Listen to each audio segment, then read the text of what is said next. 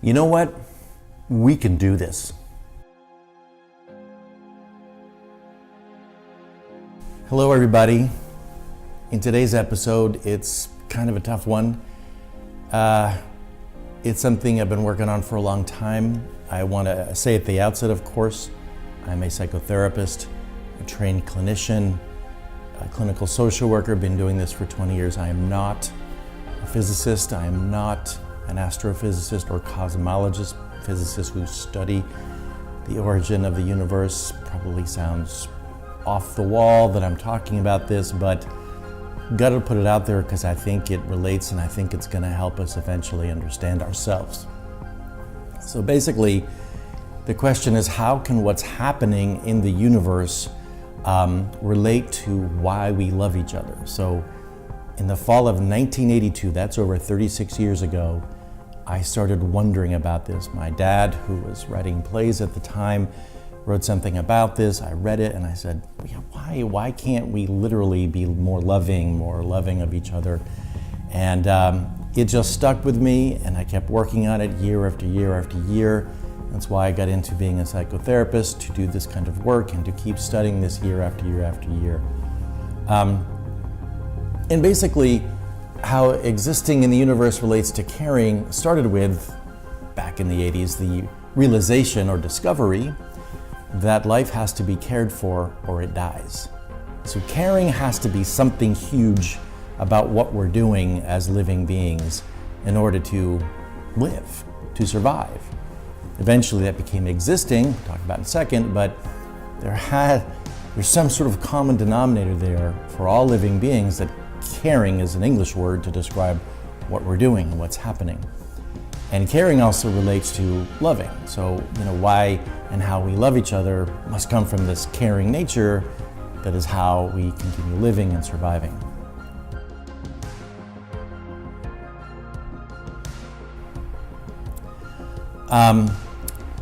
Eventually, I'd say about a couple of years ago, I started wondering, all right, so we have this caring nature and all living things do, and started realizing that there has to be some relationship to the universe. I mean, we just can't pop out of nowhere. Now, a lot of people think we did.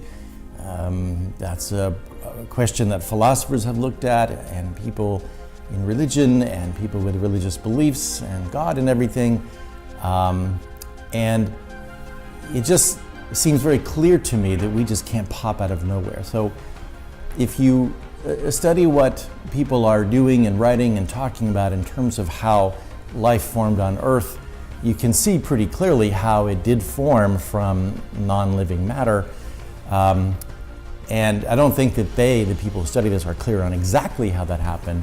A lot of good theories, but it did come out of that. So us as living beings, like any living being, must relate to the entire universe in some way, in some very physical way of understanding, discovering. Science can be clear on this, etc., as well as we can understand it in a way that is good for us emotionally and relationally and as people.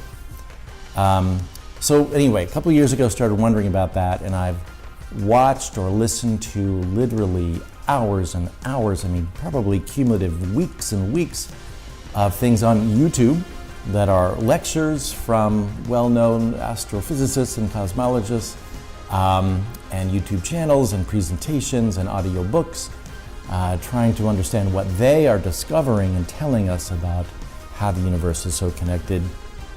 And so that's where this universal law of existing idea came about, that I did put, I'm just looking here, if you look on my blog post of January 1st of 2018, it's a long written description with some links to some things talking about what existing is all about. And so what's important here is existing throughout the universe relates to caring in us as human beings, which the title of this episode obviously implies.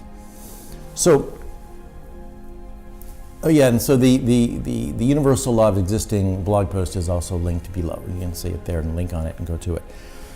So basically, again, I'm not a physicist, I'm not a cosmologist, I'm just looking at all the evidence and thinking how it all relates to us. And so here's the thought, and that is that It's like 13.8 billion years ago, they tell us, that the Big Bang occurred, which most people who are talking about it from the field now don't call it a bang, they call it something else. It wasn't like some explosion. Anyway, they don't know what existed or what was existing before the Big Bang, but they do, like within a second after that. I call it emergence. I think it's the big emergence, but anyway, it's not my field. But anyway, something was existing before they tell us what was existing after a second.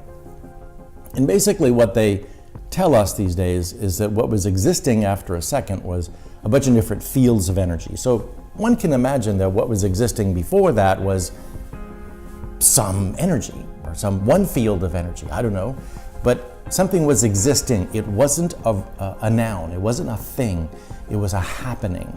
And that's what's really important to understand here, that what was existing was a happening, some sort of energy that was happening. It wasn't just static. It wasn't something like this table, it was a happening. And so then a second later, we have all these fields. I think at that point there are 17 fields that are happening and interacting, and things are emerging from that. And by the way, that important Higgs field is what gives everything mass. I mean, you just without the Higgs field, none of this, you couldn't see it. All these fields would be happening, apparently, what they tell us, but there would be nothing like this, and me and you and everything else. So the Higgs field is a very important field for things like this to occur, to be existing.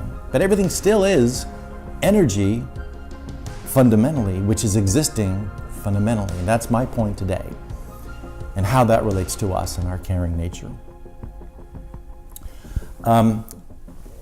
So again, how that relates to us is that if through billions of years in the universe, everything in the fields of energy were existing and interacting and emerging, eventually we get this planet here we call Earth in English, and eventually life happened.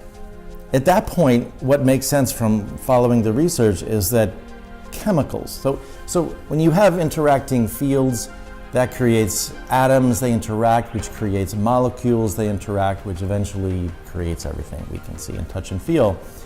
So again, in listening and watching and hearing the presentations and everything, is that it sounds like those molecules in different parts of the world, I don't know, but they were interacting. And what emerged from that were these living beings, and they were living beings. They were fields of energy interacting to be living. And what I think defines that non-living existing to living existing is that it's actively existing. And here's a quote that describes, I think, in a good length and good understanding, what is actively existing. I just want to put that up so you can read that.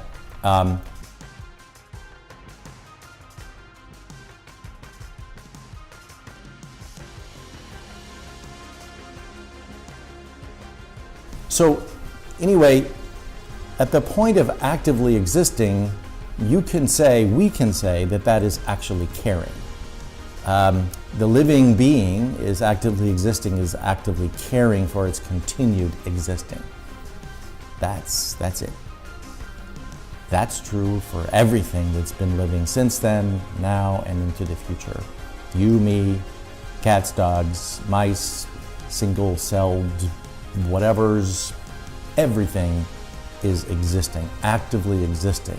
That is what defines it from the rest of the universe that is not actively existing. It's very passively existing. Things are existing until they don't, but for living beings, we are doing something like consuming other energy to continue existing.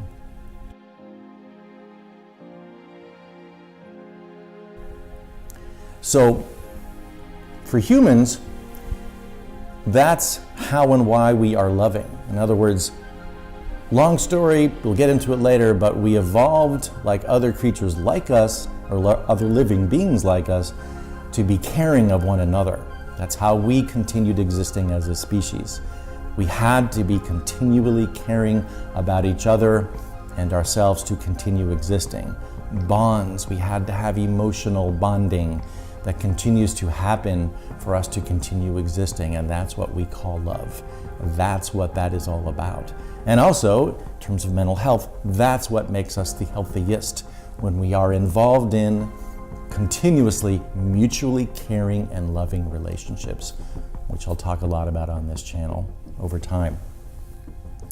So that's why this is entitled From the Cold, Hard Reality of Existing Throughout the Universe to Become the Actively Existing Nature of Living Beings. Again, anywhere in the universe there's living beings, it'd be the same as it is here in terms of actively existing, but that becomes the warm, loving embrace of caring to us. So that's how I think it went, how it is going. Again, we are all verbs. We're something going on. We're existing. We're not nouns like humans, that we are human beings. And that's why I think we are caring and loving. More on this later. Thank you very much, and talk to you later.